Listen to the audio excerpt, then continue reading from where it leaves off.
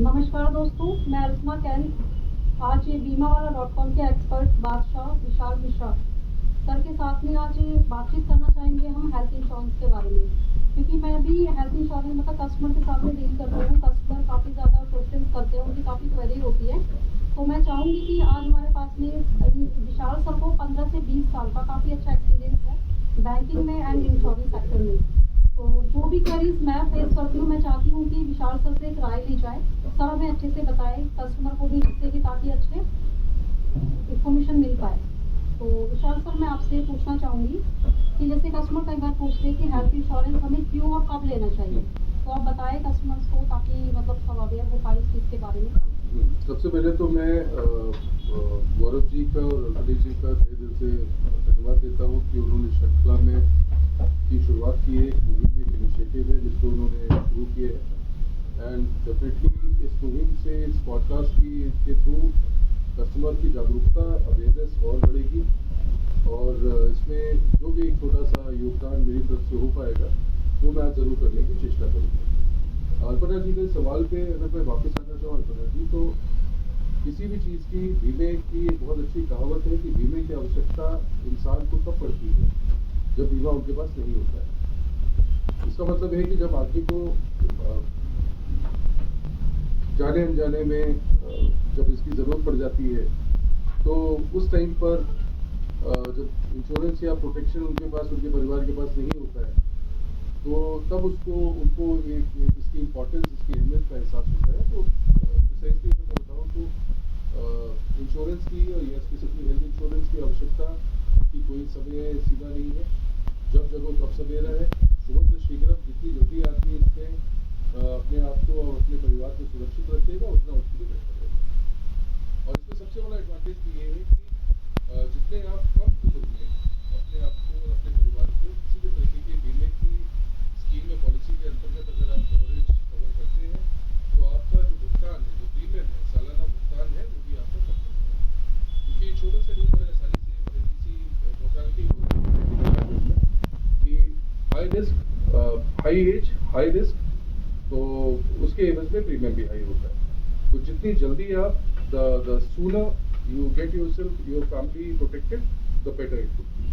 and that would be reasonable for you also, और वो आपके लिए सस्ता भी पड़ता है। एंड सर, मेरा सेकंड क्वेश्चन है कि हेल्थ इंश्योरेंस लेते समय किन किन बातों का ध्यान रखना चाहिए। हाँ, हेल्थ इंश्योरेंस लेते समय एक बहुत ही बेसिक 2 या 3 चीज़ें हैं जिसका हर इंसान को, हर ग्राहक को ध्यान रखना चाहिए। पहला कि हेल्थ इंश्योरेंस किस कंपनी से वो ले रहे हैं, उस कंपनी की ओवरऑल स्टैंडिंग क्या है, उन कंपनी का टोटल पोर्टफोलियो कैसा है, उन कंपनी का आपके शहर में नेटवर्क हॉस्पिटलाइजेशन, मतलब अस्पतालों का नेटवर्क कैसा है, उस कंपनी का ग्राउंड लेवल पे, रियलिटी पे, असलियत पे, वास्तविकता में क्लेम सेटलमेंट रेशियो कैसा है, उनका क्लेम सेटल करने का जो प्रावधान है, उनका जो प्रोसीजर है और जो समय सीमा है, टाइम बाउंड है कि नहीं है, फास्ट है कि नहीं है। और मोटी बात है कि अगर आप सालाना कोई भी चीज़ अपने परिवार को सुरक्षित कर रहे हो, तो उसमें ये चीज़ का भी ध्यान रखना है कि आपसे ज़रूरत से ज़्यादा कोई पैसा तो नहीं लिया जा रहा आपसे, क्योंकि बड़ा सिंपल है। नॉर्मल ग्राहक मैं भी हूँ, ग्राहक आप भी हैं, वाई टू पे मोर। तो मैं हमेशा अपने ग्राहकों को ये सुझाव देता हूँ कि फालतू का पैसा किसी के पास नहीं है। हार्ड अर्न मनी होती है, मेहनत से पैसे को कमाया जाता है, तो उस पैसे को सही जगह निवेश करना चाहिए, सही जगह लगाना चाहिए, और अच्छे प्रोडक्ट्स, अच्छी कंपनी के अच्छे प्रोडक्ट्स जो आपकी नीड को फुलफिल करें, उस प्रोडक्ट की तरफ हमें केंद्रित रहना चाहिए। बिल्कुल सही सर। एंड सर, ये जैसे पीईडी डिक्लेरेशन होता है, तो ये क्या है, और जैसे जो वेटिंग पीरियड होता है उसको हम कैसे कम कर सकते हैं पॉलिसी में। ये बहुत अच्छा सवाल है, और ये बहुत सारी चीज़ें हैं। एक नॉर्मल ग्राहक, एक नॉर्मल भारत का ग्राहक बहुत कंफ्यूज हो जाता है, और ऐसा देखा गया, ऐसा माना गया है कि एजेंट्स हों या एडवाइज़र हों या किसी भी थ्रू, किसी बैंक के थ्रू कोई भी आदमी अगर पॉलिसी से अपने परिवार को सुरक्षित कर रहा है, तो बहुत ही तकनीकी चीज़ों में कस्टमर को उलझा दिया जाता है, और कस्टमर को चीज़ों में वो कंफ्यूज रहता है, और वो किसी से पूछ भी नहीं पाता। तो ये बहुत ही अच्छा सवाल है। मैं आपको इसके बारे में अप्रिशिएट करूँगा अल्पना जी, कि पीडी का मतलब होता है pre existing disease. Pre existing disease का मतलब नॉर्मली बड़ा सिंपल और सरल और सजग भाषा में मैं आपके साथ इसको साझा करता हूँ कि जैसे डायबिटीज़ बोले तो शुगर भी 2 तरीके की होती है। डायबिटीज मेलाइटिस जो मधुमेह बोला जाता है, डायबिटीज इंसिपिडस जो कैटेगरी ए वाली शुगर होती है, जिसमें रुकावट नहीं हो सकती। तो प्री एग्जिस्टिंग डिजीज एक इंश्योरेंस गुड फेथ का प्रोडक्ट है, जहां पर बीमा कंपनी ये एक्सपेक्ट करती है कि जो भी ग्राहक है, चाहे स्वास्थ्य बीमा ले रहा हो, जीवन बीमा ले रहा हो, वो पहले दिन से जो भी चीजें डिक्लेयर करे सच और सत्यता के साथ, पूरे ट्रुथ के साथ, सच्चाई के साथ चीजों को डिक्लेयर करें, जिससे कि सामने वाले बीमा कंपनी को भी सारी चीजें पता रहे और कोई भी चीज लुका छुपी वाला गेम होता नहीं है। क्योंकि कल की डेट में जब दिक्कत होती है,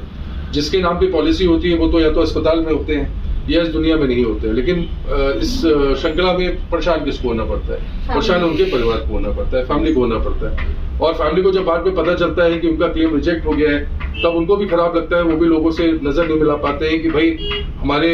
पतिदेव ने या हमारे पिताजी ने या हमारे जो भी थे पॉलिसी धारक जिन्होंने उसका पेमेंट किया था, तो ये बेसिक छोटी सी चीज को क्यों छुपाया, उसमें क्यों झूठ बोला। तो ये सब चीजें मैं हमेशा सुझाव अपने ग्राहकों को देता हूँ कि ये सब चीजों को से दूर रहना चाहिए और सच से बड़ी, सत्य से बड़ी कोई चीज नहीं। एंड सर, एक फैमिली के लिए जैसे कोई इंश्योरेंस लेना चाहे तो उनको कितने लाख तक का कवर लेना चाहिए, मतलब कितना कम इंश्योरेंस को लेना चाहिए? जी, इसमें अब ये माना जाता है, ये बेसिकली एक बड़ा सिंपल अनुपात, एक रेशियो आपको मैं बता रहा हूँ। ये डिपेंड करता है कि आपकी जो इंश्योरेंस की का प्रोडक्ट ले रहे हैं वो किस एज बैंड में फॉल कर रहे हैं, मतलब उनकी क्या एज है, उनके परिवार की एज क्या है, उनके परिवार में कितने लोग हैं। अमूमन ये माना जाता है कि आज के डेट में आपकी जानकारी के लिए मैं बताना चाहूंगा कि मेडिकल इन्फ्लेशन, मतलब मेडिकल का जो खर्चा है, पिछले 10 साल का जो एक रेशियो चल रहा है भारत में, वो करीब 14 से 16% के आसपास मेडिकल इन्फ्लेशन चल रहा है। मतलब कोई चीज अगर 100 रुपए की आज है तो अगले साल में 115 रुपए का खर्चा हो जा रहा है, बिकॉज महंगाई दर, मेडिकल एक्सपेंसेस, हॉस्पिटलाइजेशन एक्सपेंसेस उस हिसाब से बढ़ रहे हैं। तो मेरा हमेशा ये सुझाव अपने ग्राहकों को ये रहता है, और मैं आपके दर्शकों को भी ये बोलना चाहूँगा कि किसी भी चीज़ को अगर आप ले रहे हैं तो सही अनुपात में लें, सही रेशियो में लें। सिर्फ फॉर्मेलिटी के लिए कि बस आपने 1 लाख 2 लाख 3 लाख रुपए की बीमा पॉलिसी करा ली है तो उसका कोई फायदा नहीं है। जैसे अमूमन देखा गया है किसी भी बड़े शहर में, लखनऊ, दिल्ली, मुंबई, चेन्नई, बैंगलोर में, कहीं भी या प्राइवेट अस्पताल में अगर आप जाते हैं और आपको अकस्मात दाखिला लेना पड़ता है, एडमिशन लेना पड़ता है, तो कम से कम 3 से 4 या 5 दिन से पहले तो आपका डिस्चार्ज होता नहीं है, आपको अस्पताल वो छोड़ता नहीं है। और 4 से 5 दिन में आपने देखा है कि कम से कम जो बिलिंग है वो 3 से 4 लाख, 5 लाख, 6 लाख से 10 लाख किसी भी लेवल तक जा सकती है। और एक बूढ़े बुजुर्गों की बहुत अच्छी कहावत है जिसका मैं स्मरण बार बार लोगों को, अपने दर्शकों को, आपके दर्शकों को भी करवाना चाहूंगा कि पुराने लोग, हमारे पुरानी पीढ़ी हमेशा ये चीज बोलती रहती है कि अदालतों के चक्करों से और अस्पतालों के चक्करों से किसी भी परिवार को बच के रहना चाहिए, क्योंकि जमीन जायदाद, सारी उनकी पूरे तहे उम्र की जमा पूंजी किसी भी अदालत के चक्कर में अगर आप भगवान ना करे फंस जाए, अगर आपको कोई बीमारी हो जाए तो घर के घर बर्बाद हो जाए। तो जब इस तरह की थोड़ा सा भुगतान करके, सालाना भुगतान करके अगर आपको एक मानसिक पीस मिल सकती है, एक पीस ऑफ माइंड मिल सकता है और आप फाइनेंशियल कवरेज भी मिल सकता है, तो इसकी सुविधा इंसान को जरूर उठानी चाहिए। Yes sir. और एक मेरा क्वेश्चन है कि जैसे सरकार ने जैसे योजना बनाई हुई है, आयुष्मान योजना, BPL कार्ड एंड ये ECGS जो होता है एंड EHS जो होता है, तो सर ये फैसिलिटी इनको मिलती है, वो कहते हैं कि हमें और इंश्योरेंस लेने की क्या जरूरत है, हमें तो ऑलरेडी मिल रहा है गवर्नमेंट की तरफ से, तो फिर हम उसमें क्या, किस तरह से मतलब कस्टमर को। हाँ, ये भी आपने बहुत अच्छा सवाल किया है। ये अमूमन देखा गया है कि आम लोगों को उसके बारे में नहीं आइडिया होता, और मैं तो खैर बैंकिंग और इंश्योरेंस पर करीब 25-30 साल से हूँ, तो मैंने मुझे बताते समय कुछ थोड़ी हंसी भी आती है कि इस इंडस्ट्री में जो लोग कार्यरत हैं, ये सवाल अगर उनसे भी किया जाए तो 100 के 100 लोग इसका सही जवाब नहीं दे सकते। बहुत अच्छा सवाल है। अब मैं अगर आपको बताऊं कि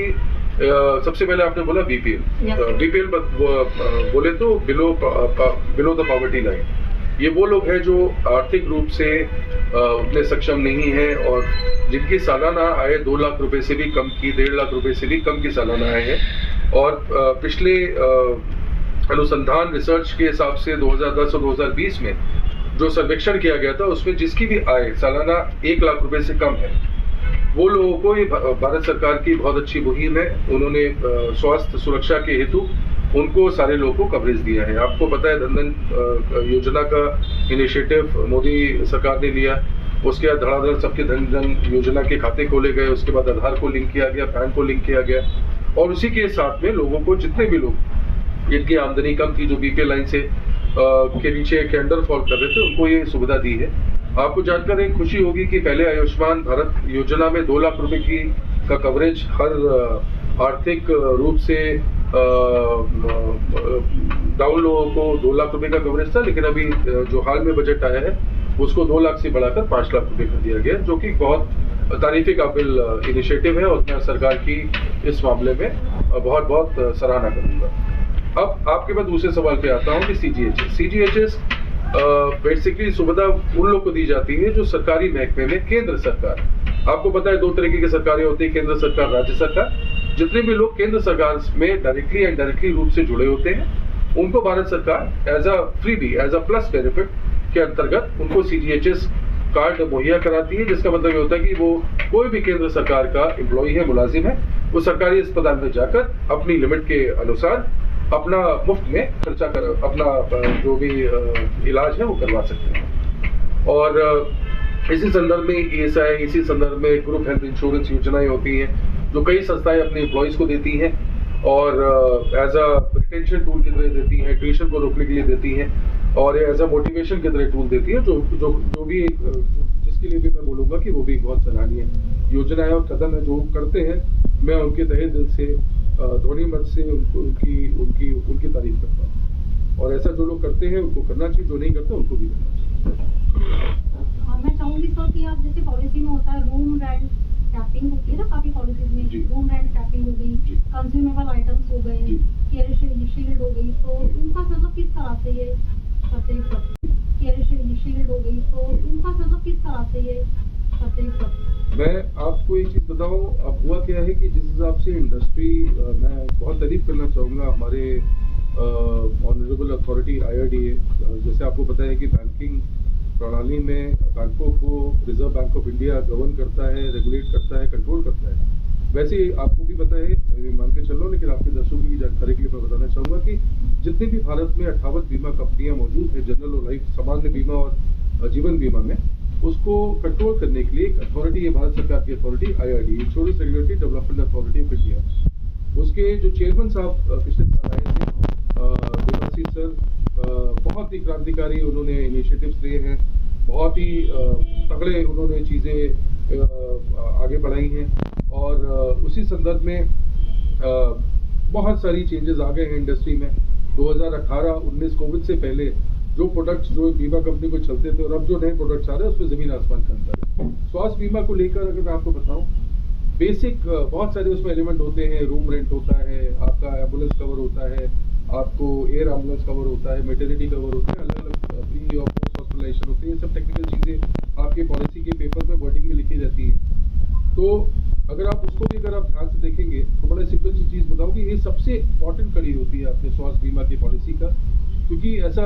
जो पुराने कन्वेंशनल प्लान चलते थे उसमें आपने जो भी आपने स्वास्थ्य बीमा का सम इंश्योर्ड हेल्थ कवर ले रखा है, वो उसी अनुपात में सबसे मेन जो एलिमेंट और आइटम जो होता है स्वास्थ्य बीमा में, वो रूम रेंट होता है। पहले जितनी भी पॉलिसियाँ बड़ी बीमा कंपनियों की चलती थी, वो हमेशा रूम रेंट कैपिंग के हिसाब से चलती थी, और रूम रेंट कैपिंग एक सिंपल सा फॉर्मूला सारी बीमा कंपनियों ने बना रखा था कि अगर आपने 10 लाख रुपए का स्वास्थ्य बीमा का कवर ले रखा है तो उसका 1% मतलब 10,000 रुपये का आप कोई किसी भी अस्पताल में, चिन्हित अस्पताल में, नेटवर्क हॉस्पिटल में कमरा ले सकते हैं। तो 1% के हिसाब से रूम रेंट कैपिंग होती थी, लेकिन जो बाकी खर्चे होते हैं आपके डॉक्टर का, हॉस्पिटलाइजेशन का, नर्सिंग का, ICU के सारे खर्चे रूम रेंट से ही लिंक्ड होते हैं। रूम रेंट अगर कैपिंग है, मैं आपके दर्शकों को और अपने दर्शकों को हमेशा ये सुझाव देता हूँ कि आपको उस पॉलिसी की तरफ जाना ही नहीं है जिस पॉलिसी में रूम रेंट या किसी भी तरीके की कंडीशनल पॉलिसी हो, किसी भी तरीके की उसमें सीमाएं हो, किसी भी तरीके की कोई लिमिट्स हो। इस तरीके के प्रोडक्ट से आपको दूर रहना है, और आपको without capping, without no limits वाले प्रोडक्ट्स, बहुत बेहतरीन प्रोडक्ट्स मार्केट में अवेलेबल है, उस योजनाओं का आपको फायदा होगा। मतलब हेल्थ इंश्योरेंस का प्रीमियम कैसे कम कर सकता है कस्टमर, मतलब उसको कैसे, और डिस्काउंट क्या होता है, और जैसे डिडक्टेबल, कुछ पॉलिसीज में डिडक्टेबल होता है, नॉन डिडक्टेबल, ये क्या है? सबसे पहले देखिए मेरा मानना है कि मेरी एक स्कूल टाइम की कहावत है, बड़ी फेमस कहावत है कि more study more confusion, no study no confusion. और सुबह तो शीघ्र, जितनी जल्दी, मैंने इस पॉडकास्ट की शुरुआत में बोला था, जब जगो तब सवेरा है। जितनी जल्दी, कुछ ना होने से अच्छा है जब आप जगो तब आप चीज़ों को ले लेंगे, उतना आपके लिए बेहतर है। दूसरा, जितने कम उम्र में कितनी कम एज पे आप जब प्रोडक्ट को लेंगे, उतनी ही कम भुगतान आपको करना पड़ेगा, उतना ही आपका प्रीमियम कम रहेगा। और इसके अलावा आपने कौन सा सवाल किया था अल्पना जी? एक चीज और आपने पूछा था प्रीमियम कैसे कम हो सकता है जी। तो इसके लिए आज की डेट में बहुत सारी कंपनीज हैं, कुछ कंपनीज हैं जिन्होंने एक अच्छे फीचर्स अपनी पॉलिसी में डाले हुए हैं, जिसको डिडक्टेबल बोलते हैं। डिडक्टेबल का मतलब होता है कि आप पहले दिन से आपको ये बता दिया जाता है और आपको एक कंफर्ट दे दिया जाता है, आप खुद चिन्हित करके खुद ही सिलेक्ट करते हैं। आप ये कहते हैं कि मैं अगर सपोज करिए 10 लाख रुपए का स्वास्थ्य बीमे का कवर ले रहा हूँ और इसमें मैं 50,000 रुपये का डिडक्टेबल लेके चल रहा हूँ, तो उसका मतलब बड़ा सिंपल होता है कि अगर कोई क्लेम, भगवान न करे आपको अस्पताल में दाखिला, आपके परिवार मेंबर को जो पॉलिसी में कवर्ड है, उनको अगर वहाँ एडमिशन लेना पड़ा, उसको जो भी खर्चा है, उस खर्चे में अगर उनका खर्चा सपोज करिए 5 लाख रुपए का बिल बना है, तो 5 लाख रुपए के बिल में अगर आपने फुली लोडेड पॉलिसी ले रखी है, जिसमें कंज्यूमेबल्स जैसे पीपी किट, आपकी सीरेंज, आपके इंजेक्शंस, आपके इंजेक्टेबल्स, सारी चीज़ें कवर्ड है अगर आपकी, तो जिसको कैशलेस सेटलमेंट बोला जाता है, उसमें उस अंतर्गत में सपोज करिए 5 लाख रुपए का अगर बिल बना है, तो आपने 50,000 रुपये का डिडक्टेबल अगर सिलेक्ट किया है, तो आपके क्लेम से 50,000 रुपये आपको अपनी जेब से देने पड़ेंगे। बाकी 4.5 लाख रुपए का निर्णय स्वास्थ्य बीमा के कंपनी के हाथ में होगा और कैशलेस सुविधा के अंतर्गत में बाकी 4.5 लाख रुपए का भुगतान वो बीमा कंपनी उस निर्धारित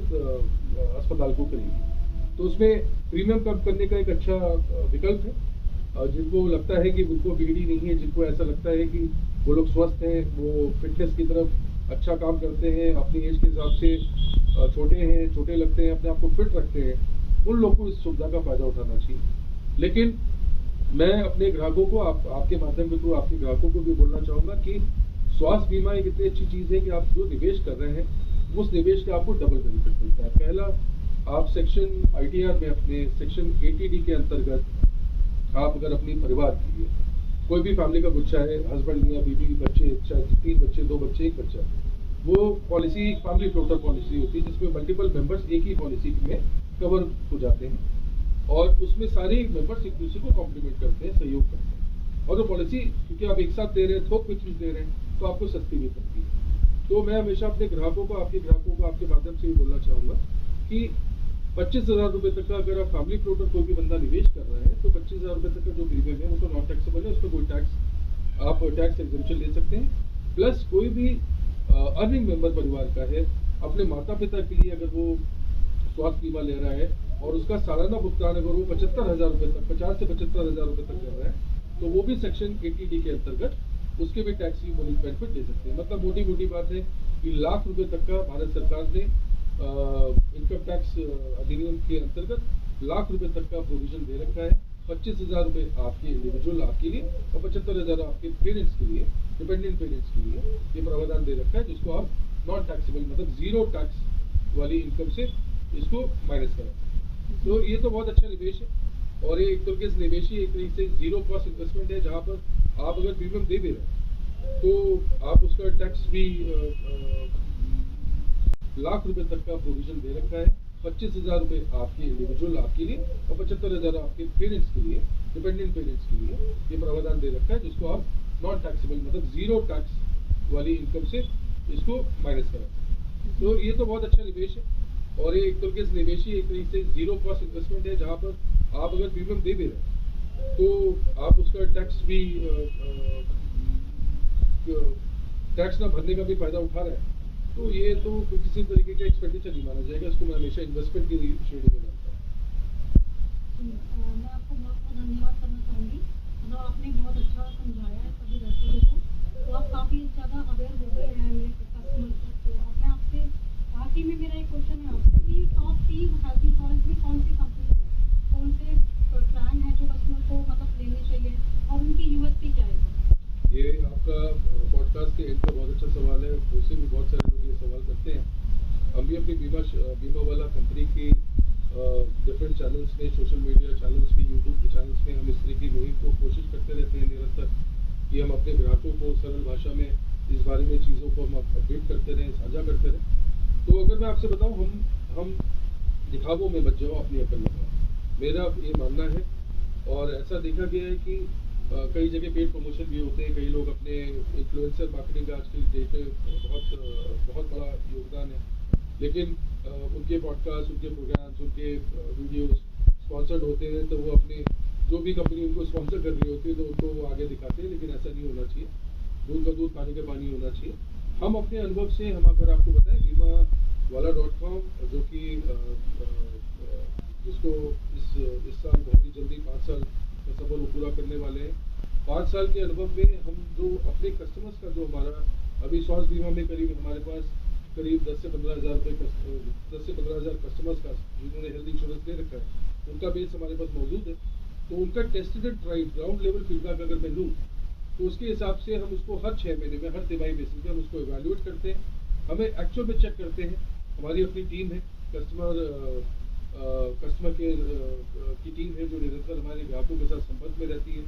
और उनसे पूछती है। और हम ग्राउंड लेवल फीडबैक से अगर मैं आपको पूछेंगे और संक्षेप में अगर बताना चाहूँ तो पिछले 6 महीने, पिछले 1 साल का के हिसाब से अगर आप मुझसे पूछेंगे तो मैं रैंक नंबर 1 श्रेणी में, श्रृंखला में मैं HDFC अर्गो को रखूँगा। HDFC अर्गो का, वो भी ऑप्टिमा सिक्योर प्लान को रखूँगा, जिस कंपनी का सेटलमेंट रेशियो, सेटलमेंट टैक्स, जिनके नेटवर्क हॉस्पिटल्स, जिनका प्रोडक्ट के फीचर्स बहुत ही बेहतरीन है। तो पहली श्रेणी में, पहले पदान में मैं HDFC अर्गो के ऑप्टिमा सिक्योर प्लान को रखूँगा। सेकंड पदान में मैं केयर हेल्थ इंश्योरेंस के केयर सुप्रीम प्लान को रखूँगा, जो कि बनस्पत बहुत अच्छा प्लान है। दोनों प्लान को अगर मैं कंपेयर करके शॉर्ट में बताऊं तो हमें भारत में सिर्फ 3 चीज़ों के सबसे ज़्यादा फॉलोअर्स हैं। जब से मैं पैदा हुआ मैं देख रहा हूँ, एक बॉलीवुड, दूसरा राजनीति, तीसरा क्रिकेट।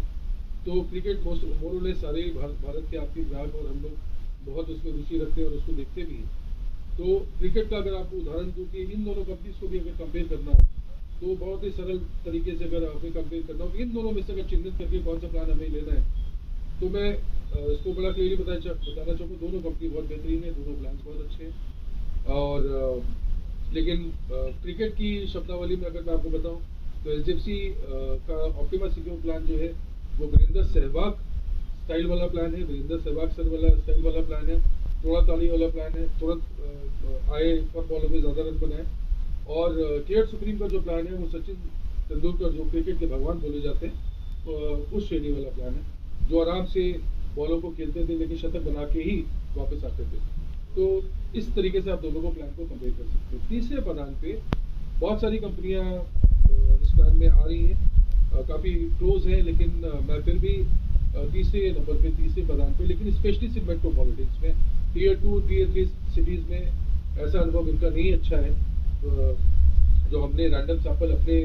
छोटे बेस 15 से 20 हज़ार कस्टमर के बेस पे किया है, वो नीवा बुका का रीएश्योर 2.0 प्लान को मैं तीसरी पदान में रखना चाहूँगा। इसके अलावा और कोई भी ऐसा प्लान मार्केट में नहीं अवेलेबल है जो इन तीनों प्लान्स की टक्कर फिलहाल अभी ले सके। ठीक है,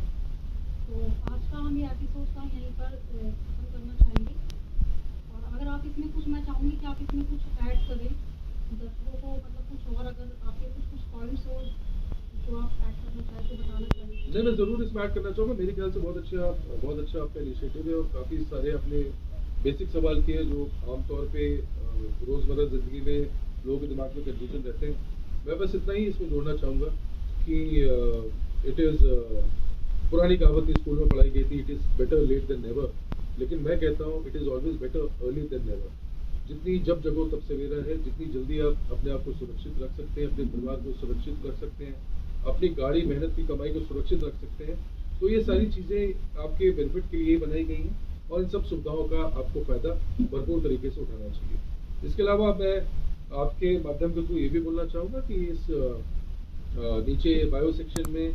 कमेंट सेक्शन में आपके ग्राहकों को कोई भी सवाल हो, कोई भी उनको कोई नहीं हो, कोई सवाल हो, कोई क्वेश्चन हो, कोई और चीज़ वो जानना चाहते हैं या कोई चीज़ अपना एक्सपीरियंस शेयर करना चाहते हैं, किसी बीमा पॉलिसी को आप उन्होंने ले रखा है, उनको खराब एक्सपीरियंस हुआ है, किसी भी तरीके की कोई भी चीज़ अगर वो साझा करना चाहते हैं तो हमसे ज़रूर करें। हमारी चेष्टा होगी, हमारी कोशिश होगी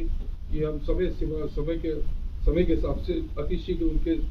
सवालों का सरल भाषा में, सिंपल भाषा में, सजट भाषा में जवाब देने की चेष्टा करेंगे। और मैं धन्यवाद देना चाहूँगा गौरव जी का और अल्पना जी का कि आपने अभी इतना अच्छा अपना कीमती समय निकाला और मुझे भी बड़ा मज़ा आया। मुझे भी एक ऐसा लगा कि हम एक अच्छी तरीके से वार्तालाप हमने की और इसमें अगर 10% लोगों को भी कभी जागरूकता अगर हम लोग बढ़ाने में सक्षम हो पाए इस पॉडकास्ट के माध्यम से, तो हमें लगेगा कि हमारा मुहिम कामयाब है। तो मैं धन्यवाद बोलना चाहूँगा और प्रणाम करना चाहूँगा। Thank you.